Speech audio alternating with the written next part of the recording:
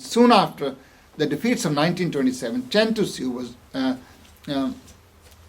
made an unsuccessful attempt, believe it or not, to launch a Trotskyist movement in China, and on December the 10th, 1929, made a statement that it was necessary to work undeviating, this is a quotation from him, undeviatingly on the side of the international opposition led by Comrade Trotsky.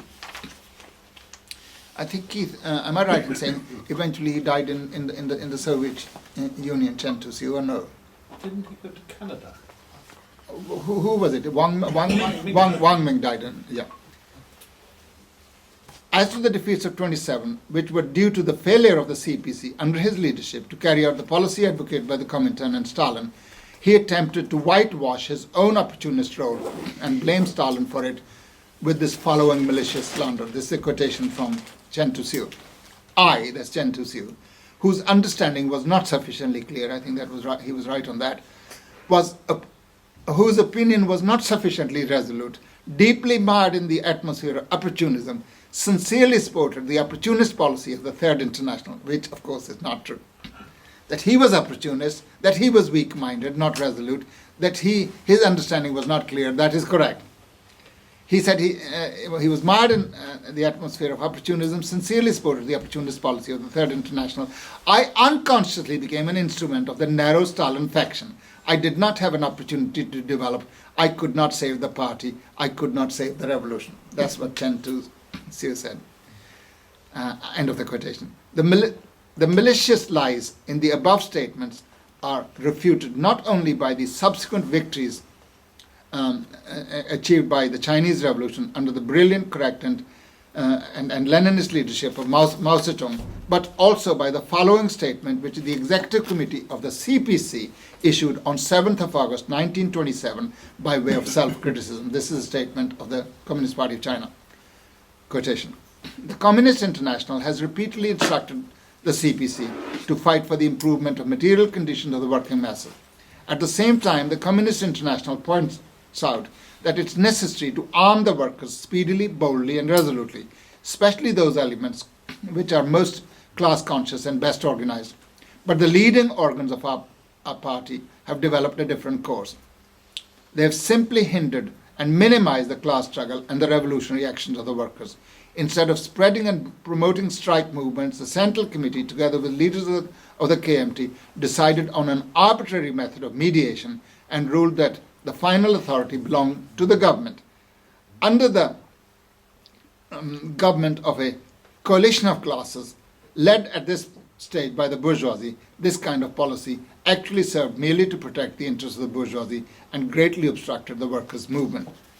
The agrarian revolution is the crux of bourgeois democratic revolution in China. The Communist International has repeatedly explained itself concerning this question. The relation between the party and the the relation between the party and the Communist International was also not in accordance with accepted organized procedures.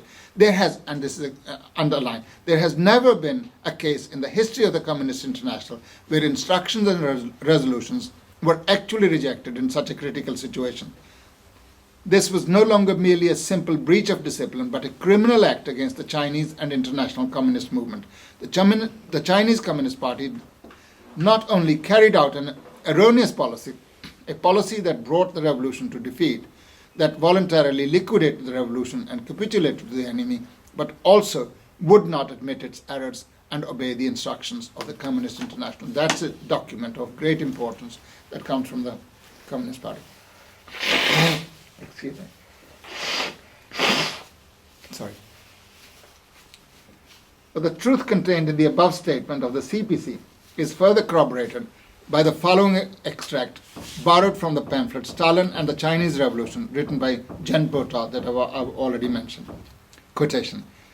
The Chen Tu-siew opportunism of 1927 was precisely opposed to the dialectical analysis concerning the Chinese Revolution given by Stalin. The Chen Tu-siew opportunism later merged with counter-revolutionary Trotskyism. This is well known and will not be dwelt on further, he says. It's a pity, we could learn more. The opportunists in the CPC went so far as to suppress Stalin's writings on the Chinese Revolution. And quotation again from Chen Bota. Both in 27, when Chen Tu-siew was in power, and afterwards, the opportunists either intentionally or unintentionally obstructed the dissemination inside the Chinese party of Stalin's many works on the Chinese Revolution.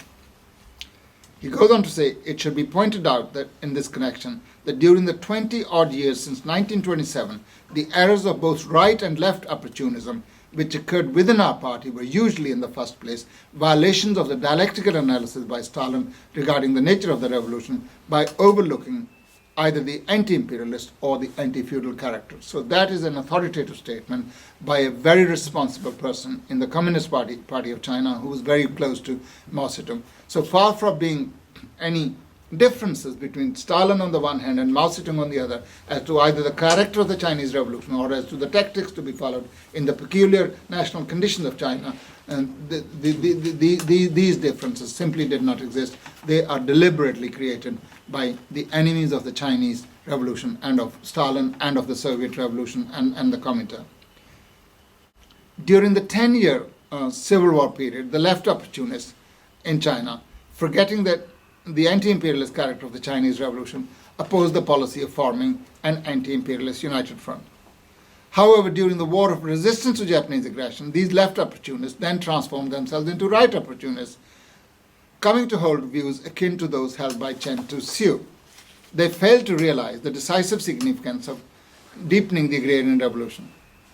And Stalin had precisely these people in mind when he said, I know that there are even Chinese communists who do not consider it possible to unleash the revolution in the countryside, since they fear that if the peasantry were drawn into the revolution, it would disrupt the anti-imperialist united front.